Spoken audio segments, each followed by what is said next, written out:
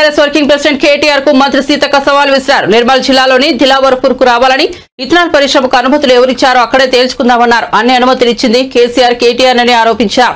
కేటీఆర్ ఎక్కడెక్కడో తిరగడం వృధా అని ఆందోళన జరుగుతున్న ప్రాంతానికే వెళ్దామన్నారు.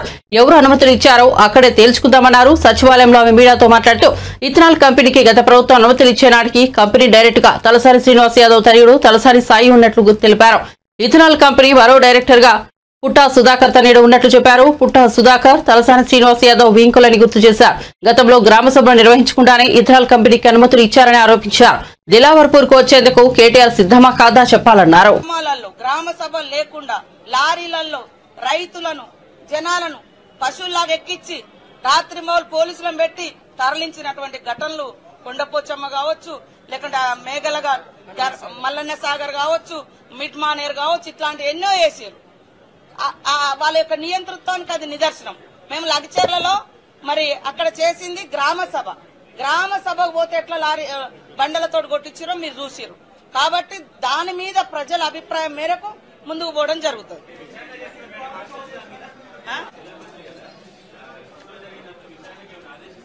ఏదేది నిన్నటిదా ఇథనాల్ కంపెనీ ఫుడ్ పాయిజన్ ఆ విషయంలో నేను అనలేదు.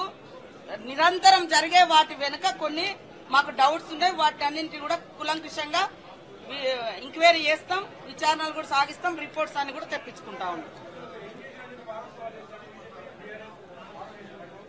వాళ్ళు ఏం చేసిర్రు మేం చేసినాం. రైతులకు 18,000 కోట్ల రుణమాఫీ చేసినాము.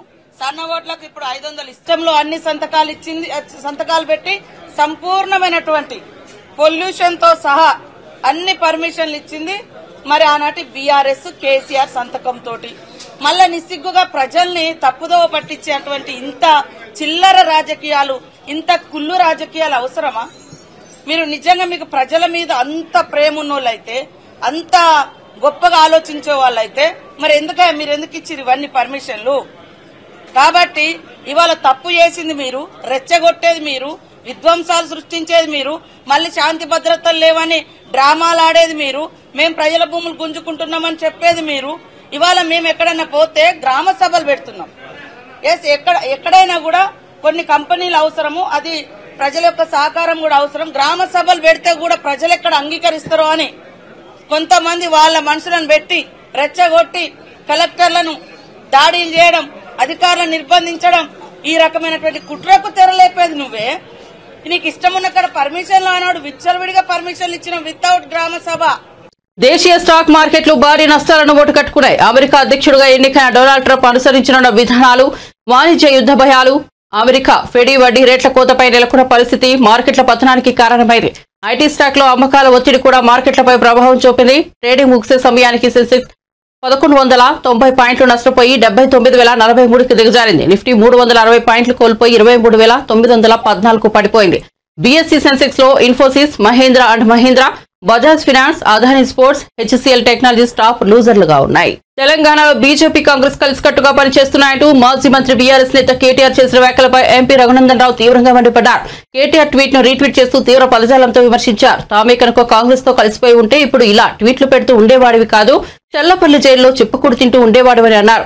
కేటీఆర్ పనికిమాలిన స్టేట్మెంట్లు చూస్తుంటే అధికారంతో పాటు ఆయన తన మెదడును కూడా కోల్పోయినట్లు ఉందని ఎద్దేవా చేశారు. ప్రజలు పార్లమెంటును సీఎం రేవంత్ రెడ్డి మోసం చేశారని హరీష్ రావు ఆరోపించారు. ముఖ్యమంత్రి మున్సిపల్ మంత్రి రేవంత్ రెడ్డి అని తెలిపారు. సంబంధిత శాఖ మంత్రి సంతకంతోనే పార్లమెంటుకు సమాధానం వెళ్తుందని పేర్కొన్నారు. అంటే ఆయనకు తెలుసు కూడా కేంద్రానికి తప్పుడు సమాచారం అందించారని మండిపడ్డారు. కొత్తగా ఇంట్లను కూల్చబోమని అంటున్నారని, మరి కూల్చిన వాటి సంగతి ఏంటని ప్రశ్నించారు. వాళ్ళు అనుభవించిన శోభ సంగతి ఏంటని నిలదీశారు. మా పార్లమెంట్ పార్టీ నాయకులు ఎంపీ గారు సురేష్ రెడ్డి గారు పార్లమెంట్లో క్వశ్చన్ వేశారు. పార్లమెంట్లో సురేష్ రెడ్డి గారు వేసినటువంటి క్వశ్చన్కు పార్లమెంట్లో సమాధానం చెప్పారు. సమాధానం ఏంటంటే, ఆ సమాధానం చదివితే మీరు కూడా చూస్తారు. నేను I can read out and tell you. The state government has also informed that rules Telangana state right to fair compensation and transparency in land acquisition, rehabilitation and resettlement rules 2014 and the right to fair compensation and transparency in Land Acquisition, Rehabilitation and Resettlement Act 2013 would be followed for resettlement of the affected households and land acquisition అని ఇందులో చెప్పారు. అంటే మేము 2013 భూసేకరణ చట్టాన్ని follow అవుతున్నాము, దాన్ని అమలు చేస్తున్నాము అని రాష్ట్ర ప్రభుత్వం చెప్పిందని ఇది పార్లమెంట్లో కేంద్ర ప్రభుత్వం చెప్పినటువంటి సమాధానం. ఇది కాపీ కూడా మీ అందరికీ ఇస్తాను. అంటే దీన్ని బట్టి ఏమర్థమవుతుంది, మూసీ రివర్ ఫ్రంట్ ప్రాజెక్టు పైన రాష్ట్ర ప్రభుత్వము వాస్తవాలను దాచిపెడతా ఉంది. పార్లమెంట్ను తప్పుదో పట్టించడం అనేది సిగ్గుచేటు. ఏకంగా కేంద్ర ప్రభుత్వాన్ని పార్లమెంటును కూడా ఈరోజు తప్పుదో పట్టించారు. కేంద్ర ప్రభుత్వానికి పార్లమెంటుకు చెప్తున్నది ఒకటి, ఇక్కడ అమలు చేస్తున్నటువంటిది ఒకటి. ఈ క్వశ్చన్ మీరు చూస్తే ఇది unstarred question, question number 69, date 25 November 2024. వాస్తవానికి ఇక్కడ ఏమన్నారు, 2013 భూసేకరణ చట్టం అమలు చేస్తున్నాం. అయితే ఇందులో నేను మీరు ఒక లైన్ చదివాను మీకు మీ నాలెడ్జ్ కోసము ప్రజల కోసం కూడా. ఇందులో ఒకటి ఏముంది, first line, Telangana state right to fair compensation and transparency in land acquisition, rehabilitation and resettlement rules 2014. ఏంటిది, 2013 భూసేకరణ చట్టం ఉన్నప్పుడు ఇది రాష్ట్ర ప్రభుత్వం 2014లో మరొక చట్టం తెచ్చింది. 2013 భూసేకరణ చట్టం ఏం చెప్తుందంటే, దేశం మొత్తం కూడా తప్పకుండా ఏ ప్రాజెక్టులోనైనా నిర్వాసితులకు ఈ రకంగా ఆదుకోవాలని చెప్పి అప్పటి యూపీఏ ప్రభుత్వం 2013లో చట్టం తెచ్చింది. చట్టంలో చాలా స్పష్టంగా చెప్పారు, ఇల్లు కోల్పోతే ఇల్లు ఎలా ఇవ్వాలి, వాళ్ళ ఉపాధి ఎలా చూడాలి, ఆ కుటుంబాలను ఎలా ఆదుకోవాలి, అన్ని విషయాలు కూడా చాలా స్పష్టంగా చట్టంలో చెప్పారు. చెప్తూ ఇంకో మాట ఏమన్నదంటే, ఏదైనా ఒక రాష్ట్రం ఇంతకంటే మెరుగైన చట్టాన్ని అమలు చేయాలనుకుంటే, ఇంతకంటే ఎక్కువ సహాయాన్ని అందించాలనుకుంటే ఆ రాష్ట్రాలు స్వంతగా చట్టాన్ని రూపొందించుకోవచ్చు అని చెప్పి అక్కడ రాష్ట్రాలకు వెసులుబాటు కల్పించారు. దాంట్లో భాగంగా మన గౌరవ తెలంగాణ తొలి ముఖ్యమంత్రి కేసీఆర్ గారు, ఆయన కూడా ఒక నిర్వాసిత కుటుంబం నుంచి వచ్చిన వాడు కనుక అంతకంటే బెటర్గా మనం 2014 భూసేకరణ చట్టాన్ని ఒకటి తయారు చేసి రాష్ట్ర శాసనసభలో ద్వారా దాన్ని ఆమోదించుకున్నాం. ఎలా బెటర్ అది, 2013 నిర్మల్ జిల్లా దిలావర్పూర్లో ప్రతిపాదించిన ఇథనాల్ కంపెనీకి తమ కుటుంబానికి ఎలాంటి సంబంధం లేదని మాజీ మంత్రి బీఆర్ఎస్ ఎమ్మెల్యే తలసాని శ్రీనివాస్ యాదవ్ అన్నారు. తమకు వాటాలున్నాయని మంత్రులు, కాంగ్రెస్ ఎమ్మెల్యేలు, పీసీసీ అధ్యక్షులు అబద్దాలు మాట్లాడుతున్నారని ఆగ్రహం వ్యక్తం చేశారు. మాకు వాటాలున్నాయని నిరూపిస్తే వాళ్లకే రాసిస్తారని చెప్పారు. ఇథనాల్ కంపెనీ వద్ద ఇక్కడి గ్రామస్తులు ధర్నాలు చేస్తున్నారని, దానిపై ప్రభుత్వం ప్రజలకు సమాధానం చెప్పాలన్నారు. అది పరిష్కారం చేస్తే బాగుంటుంది కానీ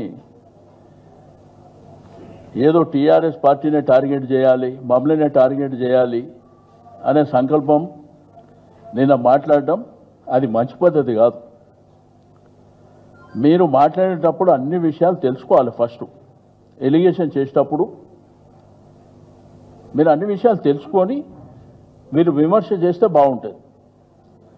ఏది తెలియకుండా ministry of environments and forest, government of India permissions ఇచ్చేది గవర్నమెంట్ ఆఫ్ ఇండియా, అది కూడా తెలియకుండా రాష్ట్ర ప్రభుత్వం ఏదో చేసిందని చెప్పి నేనేదో దాంట్లో క్యాబినెట్లో ఉన్నా అని చెప్పి గట్లా మాట్లాడుతున్నారు. ఇది మంచి పద్ధతి కాదు. మీరు అందుకే ప్రజలలో అబాస్ పాలవుతున్నారు. ప్రతి దాంట్లో కూడా మీరు అనవసరంగా పనికిరాని విషయాలు మాట్లాడి, తెలియని విషయాలు మాట్లాడి అబాస్ పాలు కావద్దు అని చెప్పి నేను ఈ సందర్భంగా తెలియజేస్తున్నా. ఇదంతా కూడా చెప్పే అవసరం లేదు. మీరు అనవసరంగా లేనిపోని అంశాలనన్నీ లేని ఉన్నట్టు చెప్పేటువంటి ప్రయత్నం చేయడం దుర్మార్గమైనటువంటి చర్య. రైతులు ఇబ్బంది పడుతున్నారు, వాళ్ళకి న్యాయం చేయండి. రైతులు ఎందుకు ఇబ్బంది పడుతున్నారు, ఎందుకు రోడ్ల మీదకి వస్తున్నారు, వాళ్ళకి న్యాయం చేయండి. అది వదిలిపెట్టి మీరు ఈ పనికిరాని ఎలిగేషన్స్ పెట్టవలసి రెండోది లేనిపోని క్రియేట్ చేయవలసినటువంటి అవసరం లేదని చెప్పి తెలియజేస్తాం.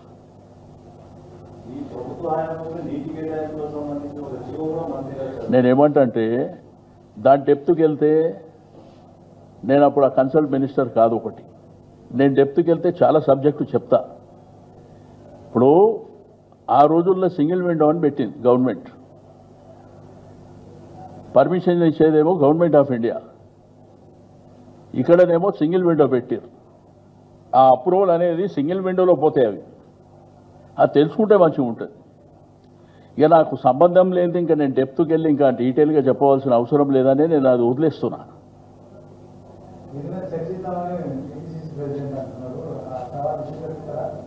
100% సవాల్ ఏమంటున్నా, నేడుకంటే ఆడికి, ఎక్కడంటే అక్కడ.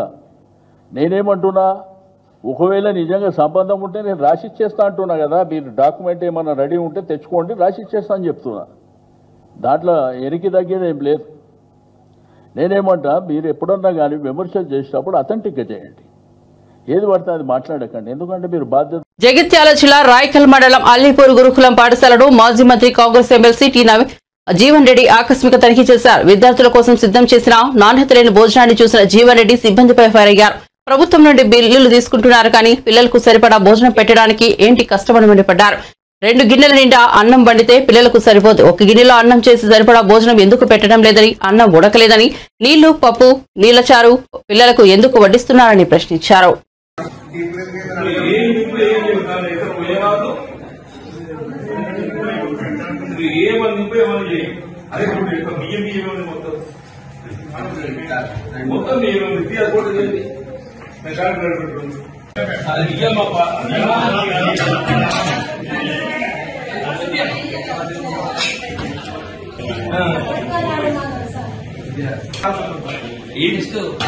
చారు చేయలేదా? చారు చేయలేదు.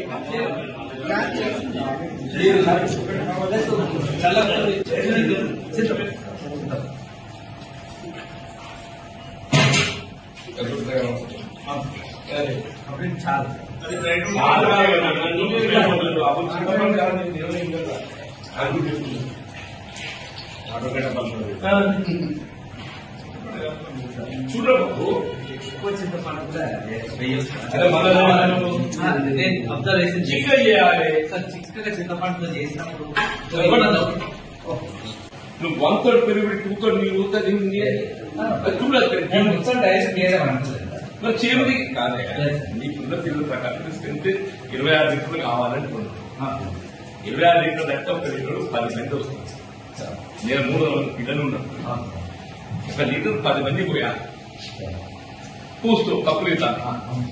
అది ఈ మొత్తం గిన్నె నిండితేనే నీకు వస్తుంది. అది నీకు 30% లేదు పెరుగుతాను. Chicken mutton or chicken mutton or chicken mutton or chicken రండి. మంచిదే compulsory chicken chicken or mutton ఏదన్నా, కానీ అవి 2 బడ్జెట్ సరిపోతుంది. ఇంతకుముందు మనం అది ఏదైనా గవర్నమెంట్ ఇచ్చిన మెనూ మీరు ఫాలో కావాలి. అవును, ఈ 2 times బడ్జెట్ సరిపోవటం లేని సమస్య కాదు.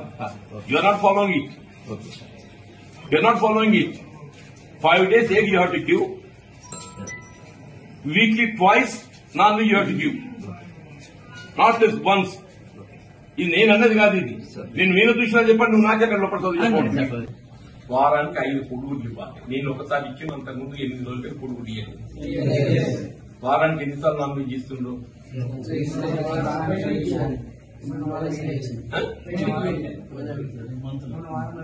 మొన్న వారం పెట్టలేదు. అదే ఈ మంత్ లో ఒకసారి ఇచ్చారు. అది 14th రావుందా? తర్వాత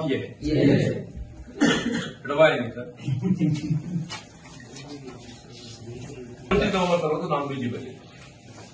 they are telling, not me. 14th November ఇచ్చిన తర్వాత నాన్ వెజ్ ఇవ్వలేదు. వాళ్ళే చెప్తుంది, నేను చెప్తున్నాను.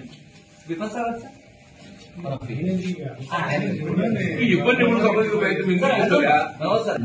నెక్స్ట్ వీక్ అంటుండి ఇచ్చేది.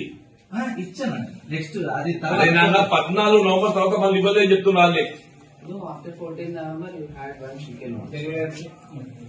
వాళ్ళు చెప్పిన వాళ్ళు మనుషులు, మనమే కాదు మనుషులు, వాళ్ళు కూడా మనుషులే. సార్ నేనైతే నా వైఫ్ నుంచి వాళ్ళకి ఎంత చేయాలో చెప్తాను. You are trying to do justice, but అది సరిపోతలేదు. వదిలేసి బాబా ఎందుకు ఎక్స్ప్లెనేషన్ ఎందుకంటే చాలా కాదంటుండు చదువు మంచిగుందని చెప్పాను తిండి కూడా మాత్రం ఏదో పిల్లల్ని ఇబ్బంది పెడుతుందని చెప్పాను. రాష్ట్రంలో ఎన్డీఏ కూటమి ప్రభుత్వం ఏర్పాటై 5 నెలలు గడిచిందని ఎవరి మీద కక్ష సాధింపు చర్యలు చేపట్టలేదని మంత్రి డోలా శ్రీ బాల వీరాంజనేయ స్వామి పేర్కొన్నారు. మంత్రి డోలా బాల వీరాంజనేయ స్వామి మీడియాతో మాట్లాడుతూ గత ప్రభుత్వంపై నిప్పులు చెరిగారు. గత ప్రభుత్వంలో వైసీపీ నేతలు ఎన్నో దారుణాలు చేశారని మంత్రి డోలా వీరాంజనేయ స్వామి ఆరోపించారు.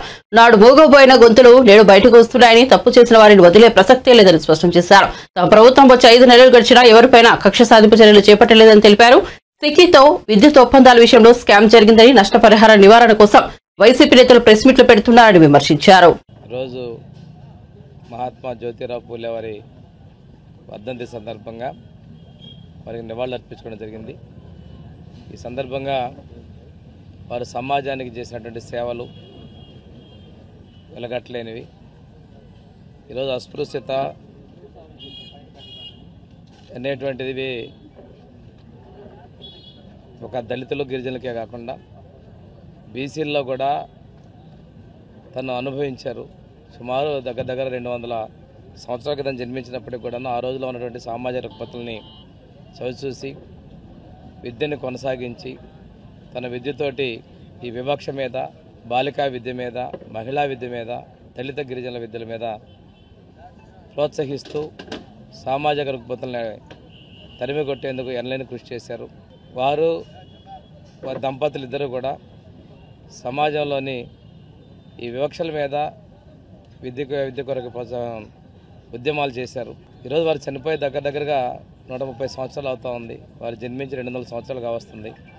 అయినప్పటికీ వారి సేవలను గుర్తుపెట్టుకుంటూ జాతి యావత్తు వారికి నివాళులు అర్పిస్తున్నారంటే వారు చేసినటువంటి కృషిని మనం మర్చిపోలేము.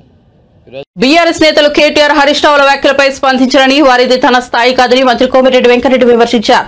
వాళ్ళు కేసీఆర్ కొడుకు అల్లుడిగా రాజకీయాల్లోకి వచ్చారని అన్నారు. ఈ మేరకు ఆయన మీడియాతో మాట్లాడారు.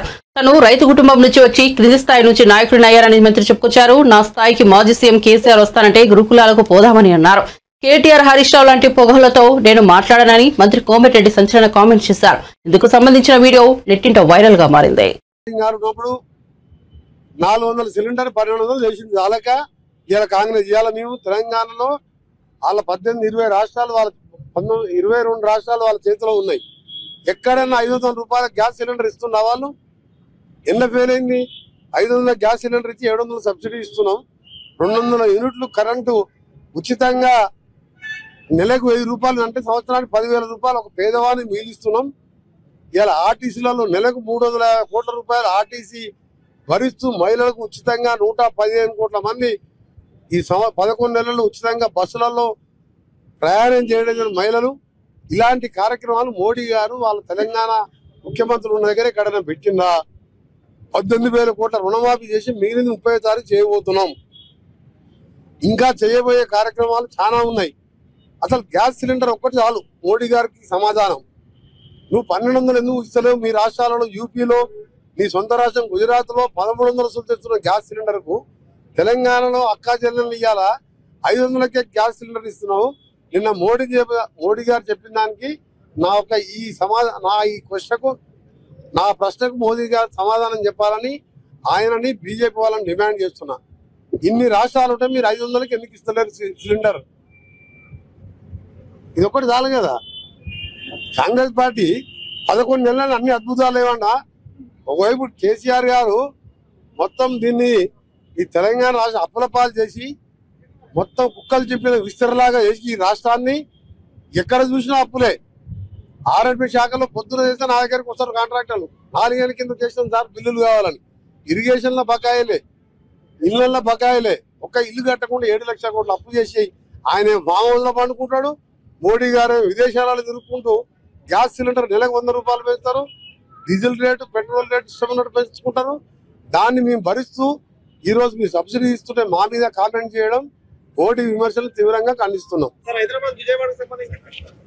చెప్పారా నెక్స్ట్ మంత్ జనవరి ఎండింగ్ లో హైదరాబాద్, విజయవాడ టెండర్లు పిలుచుకొని ఫిబ్రవరి, మార్చిలో 6 నెలల జాతీయ రహదారిగా మల్కాపూర్ వరకు మనల్ని నేను ఎంపీగా ఉన్నప్పుడు చేపించిన అది కోదాడ అవతల వరకు దాని దాదాపు 2600 కోట్లతో కన్సల్టెన్సీ వర్క్ నడుస్తున్నది. డిసెంబర్ 9 తర్వాత తెలంగాణ తల్లి విగ్రహం నా R&B శాఖ ద్వారా సెక్రటరియట్ లో ఆ రోజు మహిళలతో బహిరంగ సభ ఉన్నది. సోనియా గాంధీ పుట్టినరోజు ఉన్నది. ఆ రోజు తర్వాత నేను ఢిల్లీకి వెళ్లి గడ్కరీ గారితో డేట్ తీసుకొని రీజనల్ రింగ్ రోడ్ 30,000 కోట్లతో మా డిపార్ట్మెంట్ చేపట్టబోయే దాన్ని కూడా శంకుస్థాపన కూడా గడ్కరీ గారిని ప్రధానమంత్రి గారిని కూడా ఆహ్వానిస్తాం. మాకు అభివృద్ధి కోసం కేంద్రంతో రాజకీయంగా కొట్లాడతాం, అభివృద్ధి కోసం నిధుల కోసం కొట్లాడి నిధులు తెచ్చుకుంటాం, మంచిగా ఉండి నిధులు తెచ్చుకుంటాం. దానికోసమే హైదరాబాద్ విజయవాడ రోడ్డు కూడా ఆ రోజు గడ్కరీ తో డిస్కస్ చేసి ఫైనల్ చేయడం జరుగుతుంది. నల్గొండ రీజనల్ రింగ్ రోడ్ కూడా టెండర్ పిలవడం జరిగింది. అది కూడా త్వరలో పనులు ప్రారంభమవుతాయి. కేటీఆర్ హరీష్ రావు గురుకుల పాఠశాల బాట పడుతున్నారు, నాణ్యమైన భోజనం అందించలేక. కేటీఆర్ హరీష్ రావు గురించి మాట్లాడితే వాళ్ళ ప్రతిపక్ష నాయకుడు ఎవరో చెప్తే ఆయన మాట్లాడితే మీరు సమాధానం ఇవ్వచ్చు. వాళ్ళిద్దరి గురించి నేను మాట్లాడిస్తే వాళ్ళు నా స్థాయి కాదు. ఎందుకంటే వాళ్ళు కేసీఆర్ అల్లుడు, కేసీఆర్ కొడుకు చేయబట్టి వచ్చిండు. నేను కిందికెళ్ళి గ్రామీణ ప్రాంతంలో ఒక రైతు కుటుంబంలో వచ్చి నాయకునైనా అల్లుడు కొడుకు సమాధానం చెప్పే అవసరం ఏంది? ఆ మునగాడు ఆ ఫామ్ హౌస్ లో పండుకుని బంగారు తెలంగాణ చేస్తారు 7 లక్షల కోట్లు అప్పు చేసి. Tollywood senior hero Nagarjuna Khairatabad RTA office లో సందడి చేశారు. తన నూతన కార్ రిజిస్ట్రేషన్ కోసం నాగార్జున ఆర్టీఏ ఆఫీస్ కు వచ్చారు. అభిమానులు, కార్యాలయ సిబ్బంది నాగార్జునతో సెల్ఫీలు, ఫోటోలు దిగేందుకు పోటీపడ్డారు.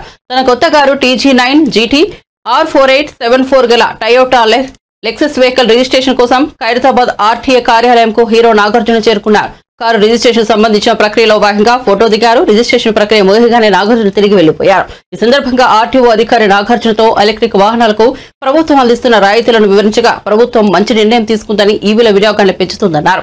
ఇటీవలే Tollywood hero global star Ram Charan కూడా ఖైరతాబాద్ ఆర్టీఏ కార్యాలయంలో సందడి చేశారు. తన కొత్త రోల్స్ రాయిస్ కార్ రిజిస్ట్రేషన్ కోసం ఆయన ఈ కార్యాలయానికి వచ్చారు.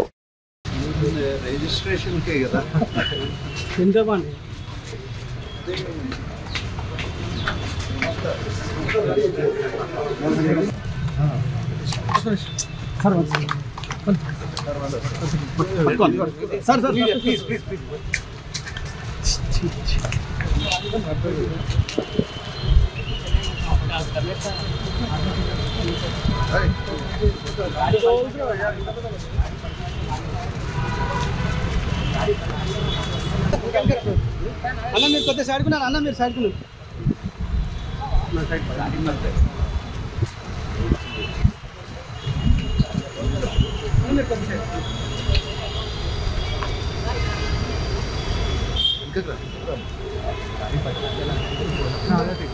ఇక వార్త వివరాల్లోకి వెళ్తే తన హయాంలో జరిగిన విద్యుత్ ఒప్పందాలపై జగన్ క్లారిటీ ఇచ్చారు. అదానీ గ్రూప్ తో ఏపీ డిస్కంలో గత 5 ఏళ్లలో ఎలాంటి ఒప్పందాలు చేసుకోలేదని ఆయన తెలిపారు. 2.49 రూపాయలకే విద్యుత్ పంపిణీ చేస్తామని కేంద్ర ప్రభుత్వం సంస్థ సెకీ ముందుకు వచ్చిందని తెలిపారు. ఏపీ ప్రభుత్వానికి సోలార్ ఎనర్జీ కార్పొరేషన్ అప్పట్లో సెకీ లేఖ రాసిందని గుర్తు చేశారు. 25 ఏళ్ల పాటు యూనిట్ ధర 2.49కి ఇస్తామని సెకీ ప్రతిపాదన చేసిందన్నారు. $17,000 మిలియన్ 2.49 పైసలకే ఇస్తామని అటు కేంద్రం సైతం చెప్పిందని జగన్ తెలిపారు.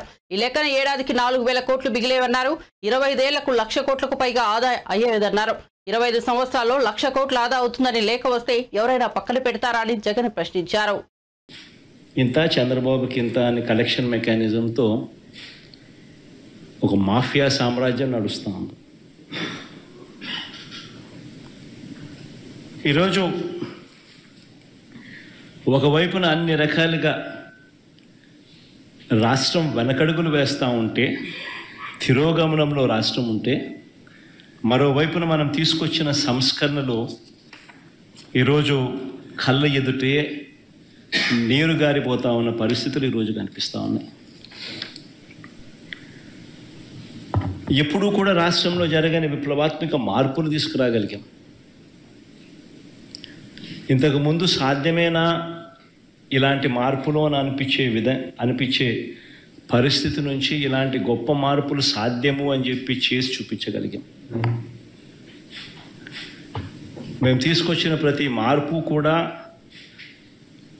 నా 3,648 కిలోమీటర్ల పాదయాత్రలో చూసిన కష్టాలను, తెలుసుకున్న విషయాలను, వాటికి సొల్యూషన్స్ ఇచ్చే విధంగా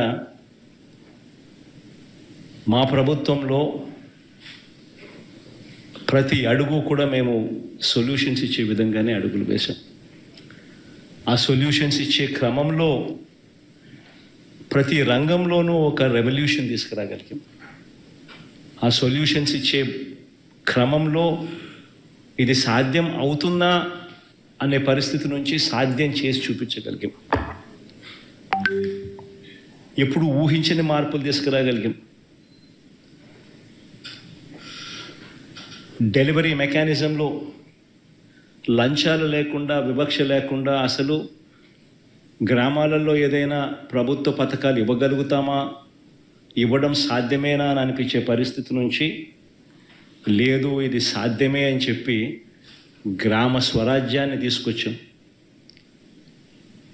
ప్రతి గ్రామంలోనూ సచివాలయ వ్యవస్థ, ప్రతి 50-60 ఇళ్లకు వాలంటీర్ వ్యవస్థ, లంచాలు లేకుండా, వివక్ష లేకుండా ప్రతి పథకము, దాదాపుగా 540 రకాల సేవలు గ్రామంలోనే ఇంటి వద్దకే డోర్ డెలివరీ. గ్రామ స్వరాజ్యానికి నిజమైన అర్థం చెబుతూ వివక్ష లేకుండా, లంచాలు లేకుండా.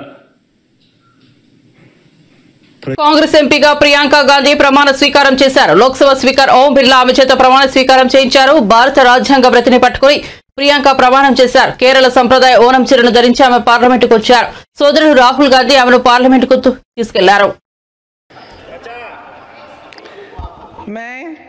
प्रियंका गांधी वाड्रा, जो लोकसभा की सदस्य निर्वाचित हुई हूँ, सत्यनिष्ठा से प्रतिज्ञा करती हूँ कि मैं विधि द्वारा स्थापित भारत के संविधान के प्रति सच्ची श्रद्धा और निष्ठा रखूँगी।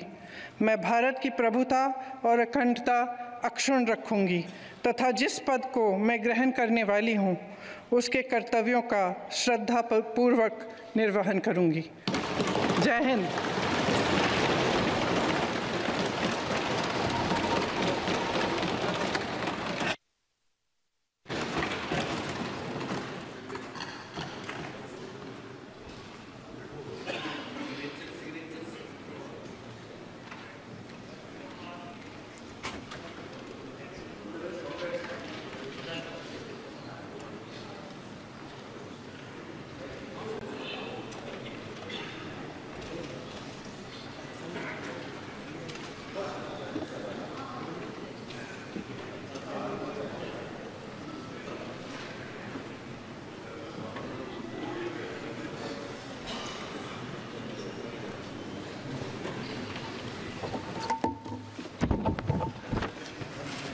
महाराष्ट्र श्री चव्हाण रविंद्र वसंतराव।